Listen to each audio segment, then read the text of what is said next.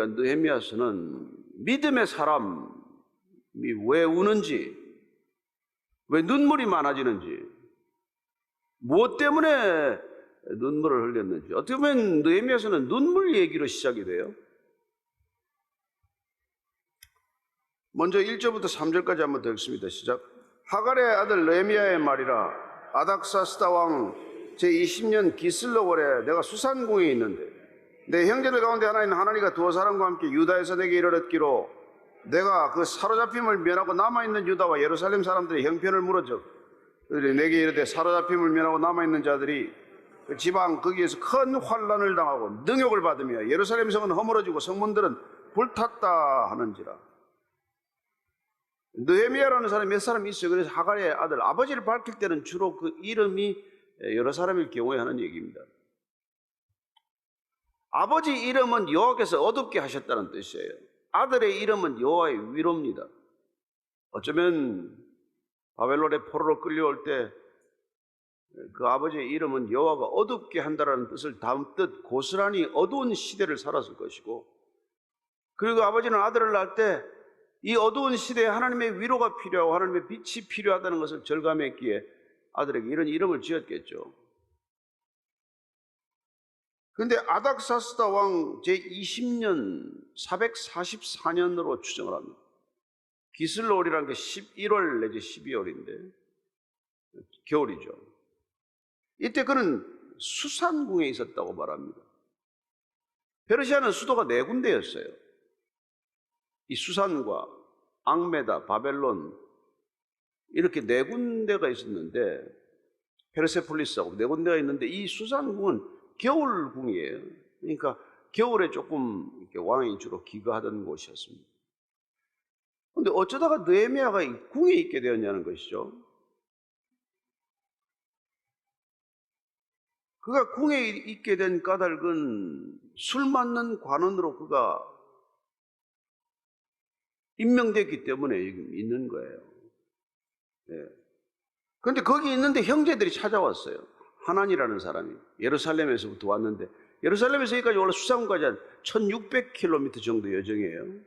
그 당시로 치면 뭐 2-3달 걸려야 뭐 심하게 보면은 한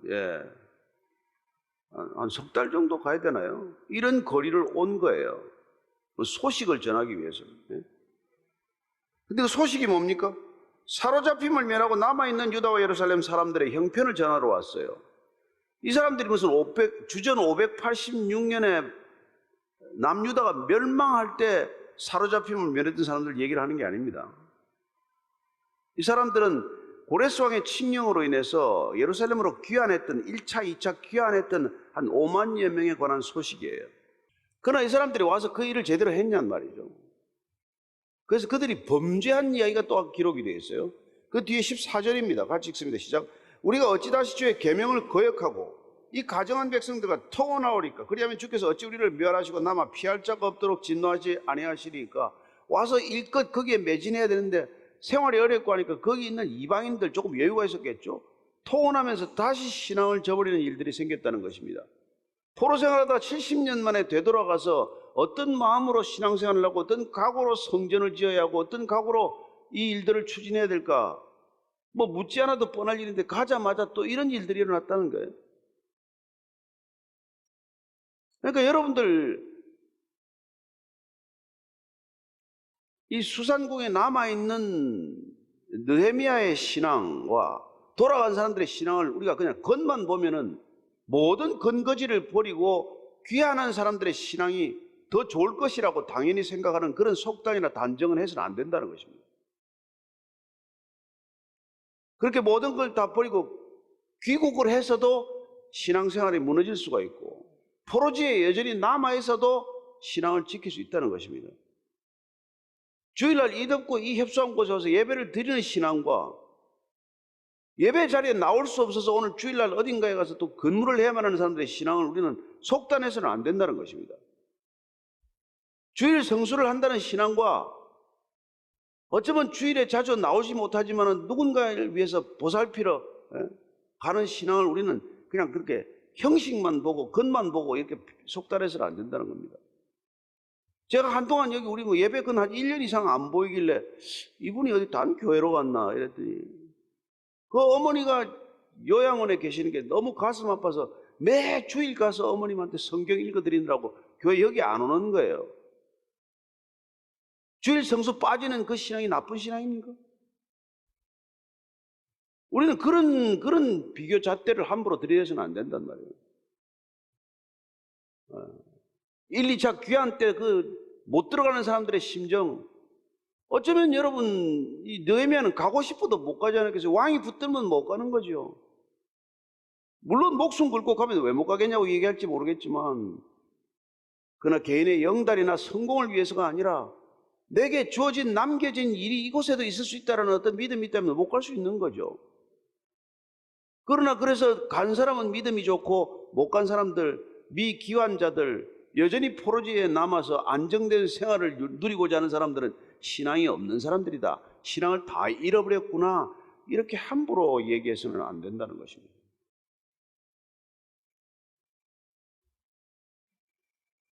오늘 이 하난이라는 사람은 느헤미야의 친형제로 되게 이제 추정을 해요. 근데 지금 이 하난이가 예루살렘의 사정이 이렇다는 거예요. 일껏 와서 5만여 명이 와서 이 공사를 하다가 또 그냥 그게 불에 타고 무너지고 말았다는 거예요. 그 슬픔을 가지고 이제 온 겁니다. 느헤미야한테 이 사실을 알려주기 위해서. 자, 이 말을 들은 오늘 느헤미야의 반응을 한번 4절 5절 보겠습니다. 시작.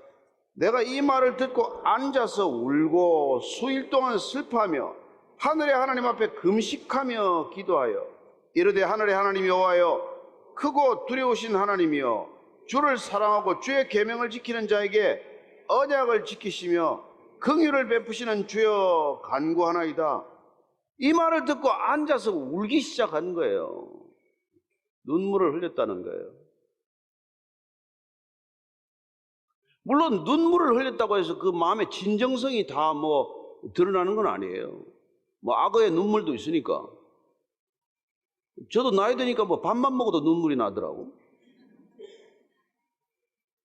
그러니까 눈물만 가지고 우리는 이렇게 저렇게 얘기할 수는 없지만, 그러나 느헤미야가 예루살렘 소식을 듣고 눈물을 흘리기 시작했다. 애국심일까요? 단순한 애국심 때문에, 민족을 사랑하고 나라를 사랑하는 애국심 때문에 그랬을까요? 우리가 조금 더 깊은 그 사람의 속마음을 한번 들여다볼 필요가 있죠. 그런 단순한 그런 애국심보다도 여러분 예루살렘이란 어떤 곳입니까? 하나님이 하나님의 백성들을 두시려고 택한 곳 아닙니까? 그러니까 유대인들보다 더 중요한 분은 하나님이십니다. 하나님께서 그분의 뜻을 두려고 그분의 나라를 이루기 위해서 그 땅에 그 백성들을 뒀는데 하나님을 저버리고 결국은 포로가 되더니 포로 생활을 끝내고 돌아가서도 결국 신앙을 제대로 지키지 못한다면 하나님을 얼마나 슬프게 하고 하나님을 얼마나 근심을 끼칠까? 하나님의 마음은 어떨까? 이런 생각들이 나면은 여러분 눈물의 화학 성분이나 동일할지 모르겠지만 눈물의 의미가 달라지지 않겠어요? 그래서 우는 것이죠. 어쩌면 자기 동족을 사랑하는 마음보다도 하나님을 사랑하는 사랑이 더 크기 때문에. 그래서 그만 단순히 울다가 다시 눈물 닦고 일상으로 돌아가는, 그럴 수도 있지. 감정이 북받치면 한번 울고, 서러움 한번 토해내듯 그렇게 울고 돌아가는 인생이 아니라 그 마음을 듣고 말이죠. 수일 동안 앉아서 울며 금식하며 기도했다는 거예요. 참 안타까운 얘기죠. 얼마나 마음이 그렇게 갈갈이 찢어지면은 그런 금식하며 눈물로 기도하겠습니까? 그래서 그는 눈물로 계속 기도하고 금식하며 기도하는 거예요. 하늘의 하나님, 이스라엘 후기로 하면 이 표현이 좀 잦아집니다. 하늘의 하나님, 창조주 하나님과 함께 하늘의 하나님이란 주권자 하나님을 강조하는 표현이에요. 모든 것을 다스리시는 하나님, 통치하시는 하나님. 여러분, 그 하나님에 대한 믿음이 눈물이라는 거예요. 정신 나갔습니까? 수산국에 술 마시는 그 최고위직에 있는 사람이 울기를, 아버지가 어떤 분인지를 알고 하나님이 어떤 분인지를 알기에 울 수 있는 거예요.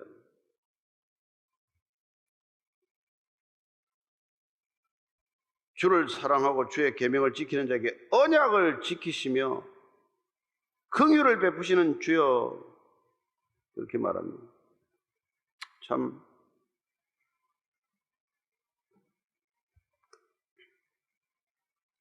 놀랍죠?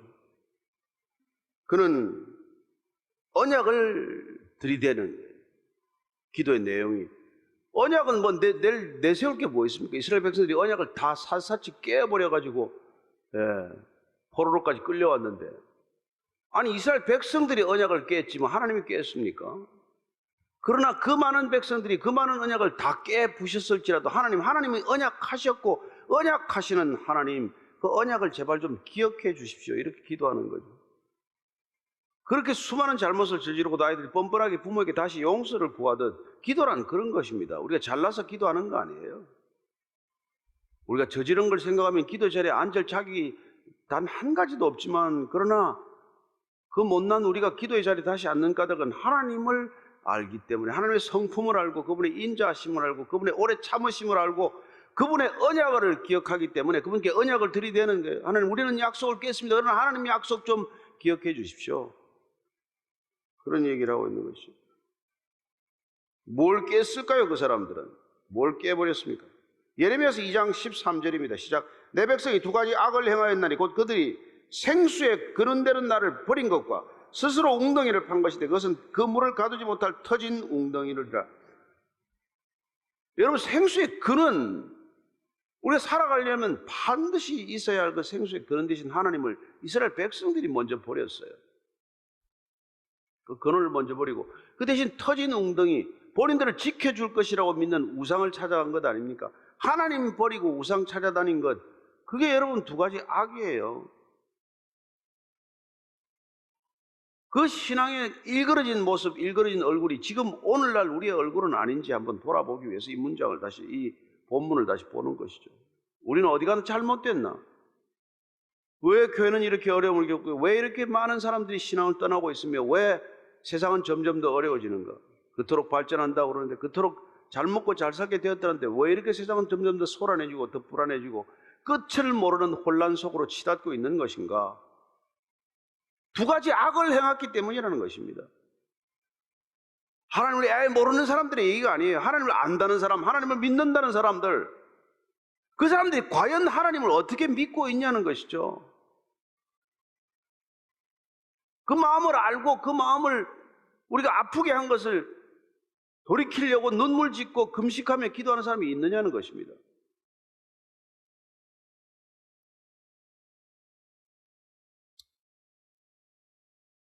그는 언약을 지키시라고 긍휼을 베풀어 달라고 기도하고 나서 다시 이렇게 얘기합니다.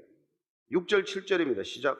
이제 종이 주의 종들인 이스라엘 자손을 위해 주야로 기도하며 우리 이스라엘 자손이 주께 범죄한 죄들을 자복하오니 주는 귀를 기울이시며 눈을 여시사 종의 기도를 들으시옵소서. 나와 내 아버지의 집이 범죄하여 주를 향하여 크게 악을 행하여 주께서 주의 종 모세에게 명령하신 계명과 율례와 규례를 지키지 아니하였나이다. 아니, 자기가 뭔 잘못을 했어요? 자기가 무슨 뭘 계명을 어겼다는 겁니까? 근데 오늘 느헤미야는 놀랍게도 내와 내 아버지 집이 범죄했다는 거예요. 이스라엘 백성들의 죄와 나와 내 아버지의 집의 죄는 분리되지 않는다는 것입니다. 온 민족의 죄는 곧 나의 죄라는 거예요. 그러니까 울지요. 그러니까 금식하죠.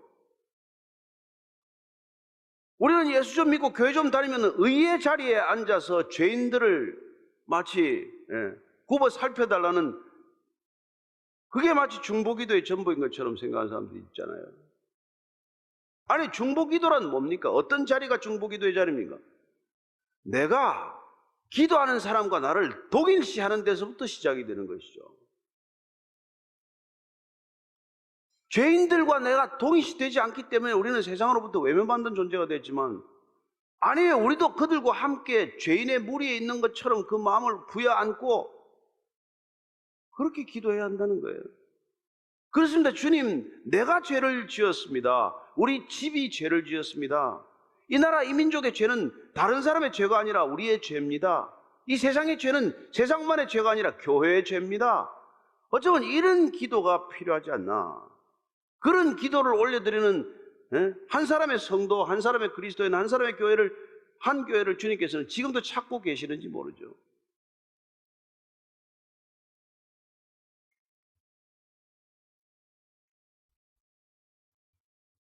자기 자신이 계명과 율례와 규례를 지켰을지라도 이스라엘 백성들이 그걸 다 어겼기 때문에, 모세의 계명을 지키지 않았기 때문에 이 지경에까지 이르는 것은 나의 죄요, 내 집안의 죄요, 우리 집의 죄요, 우리의 죄다.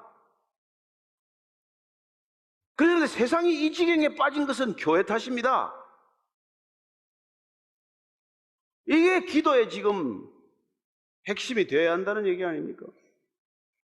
자, 8절 9절 읽습니다. 시작. 옛적에 주께서 주의 종 모세에게 명령하여 이르시되 만일 너희가 범죄하면 내가 너희를 여러 나라 가운데 얻을 것이요 만일 내게로 돌아와 내 계명을 지켜 행하면 너희 쫓긴 자가 하늘 끝에 있을지라도 내가 거기서부터 그들을 모아 내 이름을 들고 택한 곳에 돌아오게 하리라 하신 말씀을 이제 청하건대 기억하옵소서.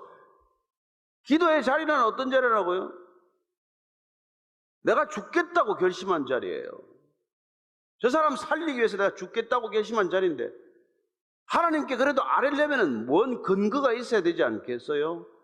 그 말씀이, 그 근거가, 기도의 근거가 내 생각이 아니라, 내 뜨거운 열정이 아니라 하나님의 말씀이어야 한다는 거예요. 그 말씀이 있기 때문에 내 안에 뜨거움이 있어야 되고, 그 말씀이 있기 때문에 내 열심이 있어야 되고, 그 말씀이 있기 때문에 내가 정직해야 되는 거지. 말씀이 없는 의로움이 얼마나 많습니까? 그래서 우리가 그 말씀을 붙들고 기도하자면 어떤 기도가 되는 겁니까? 기도는 말이죠, 가정한 기도가 된다는 거예요.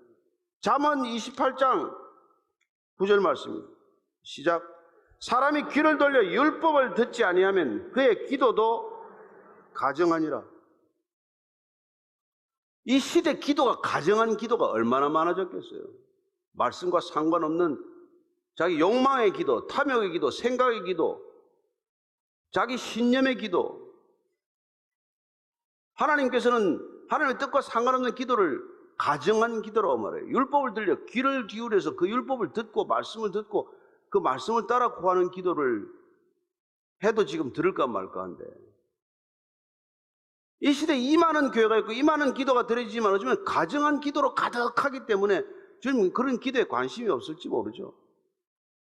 느헤미야처럼 눈물로 금식하며 언약을 붙들고 기도하는 그 한 사람의 기도, 한 교회의 기도를 지금도 찾고 계실지 모르지 않습니까? 모든 지표는 지금 여러분 종말을 향해서 지금 초고속으로 질주하고 있지 않습니까? 뭘 더 지금 여러분 먹을 무슨 맛집이 더 필요합니까? 무슨 세일이 더 필요합니까? 무슨 브랜드가 더 필요합니까? 여러분 모든 지금 징후가 지금 폭우가 쏟아지기 직전인데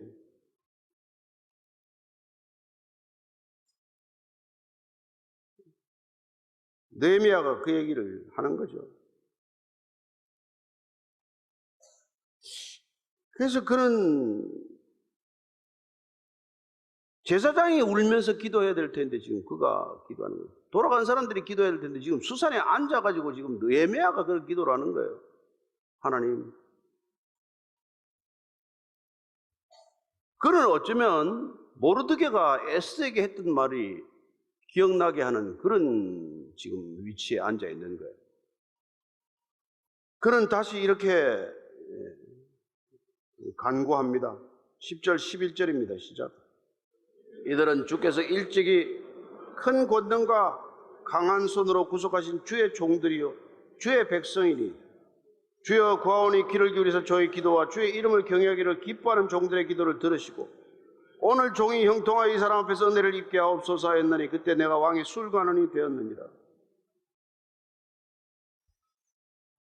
주님, 이 백성들이 큰 권능과 강한 손으로 출애굽시킨 백성들 아닙니까? 주의 종들이요 주의 백성입니다. 그러니 제발 주님, 주님께서 왜 구원하셨든지 그 구원하실 때 심정을 다시 한번 되돌이켜 보십시오. 왜 이 백성을, 가장 연약한 백성, 그 당시에 고대 중건동에서 가장 천박한 백성, 노예로 살아가는 백성들을 왜 구원하셨습니까? 그 구원의 첫 자리를 주님도 한번 기억해 보십시오. 광야에서 다 멸망시키려고 구원하지 않으셨습니까? 가나안 땅에서 다 멸망시켜서 바벨론이나 벼앗에서 죽으라고 구원한 거 아니지 않습니까? 그러니 귀를 기울이셔서 종의 기도와 주의 이름을 경외하기를 기뻐하는 종들의 기도, 우리에게는 다시 주의 이름을 경외하는 경외심으로 가지고 하는 기도가 필요하다는 거예요. 경외심이란 무엇입니까? 존경하는 마음과 두려운 마음이 함께 있는 것이죠. 사랑하는 마음과 두려움이 함께 있는 겁니다. 정말 좋은 부부란 뭡니까? 경외심이 있는 거죠. 두려움만 있으면 경처가 공처가 되는 것이고, 사랑이 함께 있어야 하듯이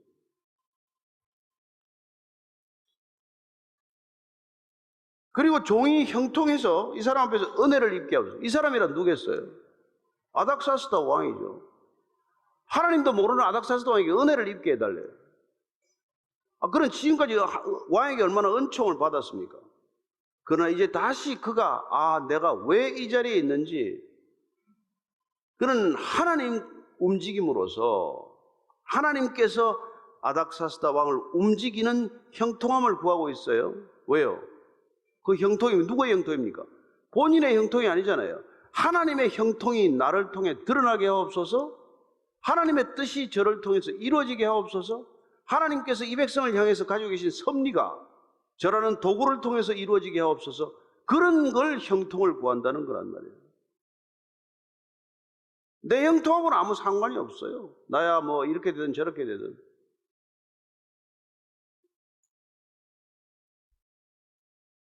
그런 형통을 구하는 까닭은 그걸 깨뜨릴 향유 옥합을 구하는 거나 마찬가지예요. 제가 주님을 향하여 다시 옥합을 깨뜨리겠습니다. 그 옥합을 주신다면 이런 기도나 마찬가지죠. 저와 여러분들이 이 시대 기도 제목이 수없이 많겠지만 우리의 개인적인 기도 제목을 모두 다 내려놓고 정말 올 한 해 우리가 기도하자로 시작이 됐어요. 기도하라로 시작한 한 해입니다. 넉 달 남았어요. 내 기도 다 내려놓고 지금 이 나라 이 민족뿐만 아니라 하나님의 나라와 하나님의 뜻을 위해서 구하기에도 부족한 시간 아닙니까? 열방을 놓고 기도하기에도 부족한 시간 아니겠어요? 각자에게 주시는 마음이 있을 것입니다만은, 그러나 우리가 어떤 마음으로 어떤 태도로 기도해야 될지를 오늘 느헤미야를 통해서 배우는 거죠. 울면서 기도한 적이 언제입니까? 금식하고 기도한 적이 언제입니까?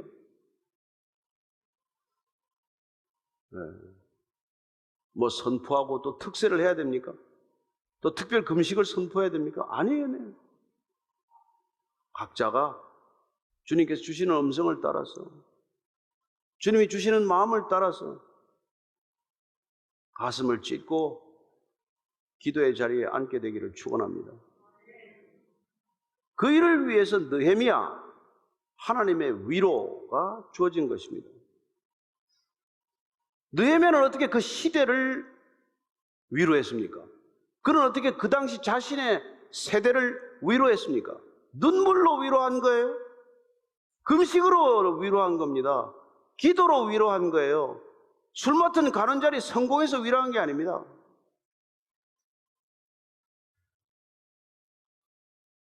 그 자리는 깨트릴 향유 옥합과 같은 것이었기 때문에 하나님께서 이 자리까지 오게 하신 것은 이걸 이제 깨뜨리라고, 하나님의 백성들을 섬겨야 할, 깨뜨려야 할 옥합으로 그는 보았기 때문에 하나님의 형통을 구한 것입니다.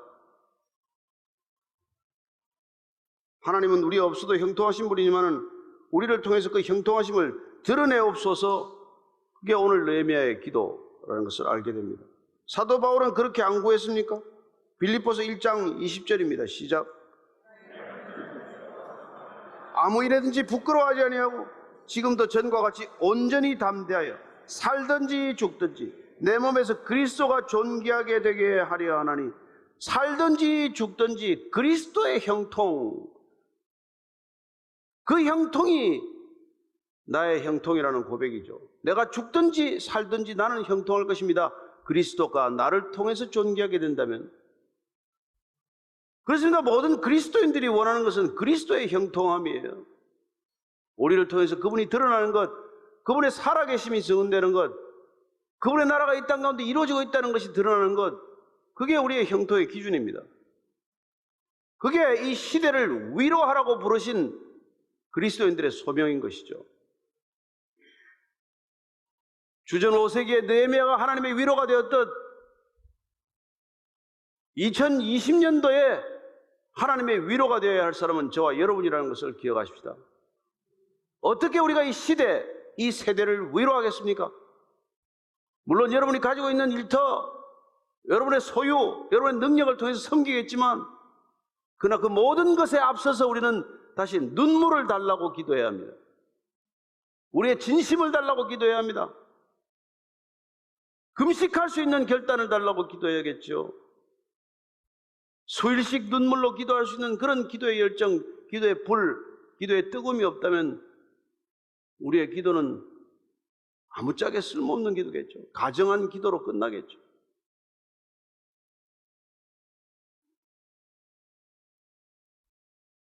그때 여러분들이나 저나 은혜를 입게 해달라고 기도해도 됩니다. 형통을 구해도 됩니다. 그 형통은 우리의 형통이 아니라 하나님의 형통임을 알기 때문입니다.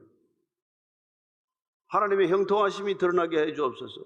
살아계신 하나님의 전능하심과 위대하심이 드러나게 해 주옵소서.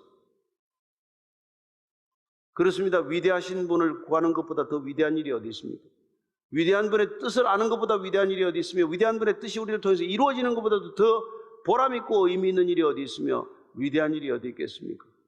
그를 위하여 느헤미야는 부름을 받았다는 것을 깨달았고, 그는 그 시대를 위로하는 위로자가 되었던 것이죠. 오늘 그런 위로자의 소명과 역할이 우리에게 주어졌다는 것을 기억하는 예배의 자리가 되기를 축원합니다.